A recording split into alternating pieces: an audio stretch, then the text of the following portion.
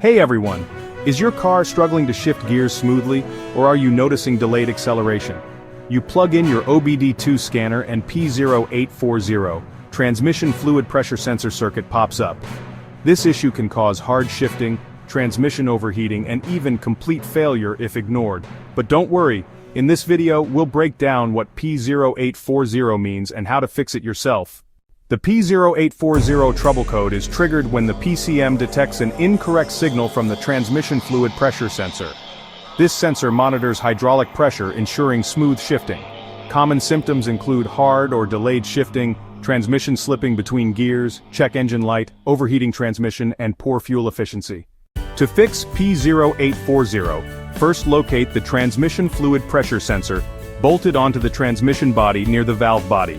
Check the transmission control module near the transmission, and the powertrain control module in the engine bay. Inspect the wiring harness running between components for damage or corrosion. And check your transmission fluid level and condition inside the transmission pan. Common causes include a faulty pressure sensor sending incorrect signals, low or contaminated transmission fluid, and damaged wiring or connectors.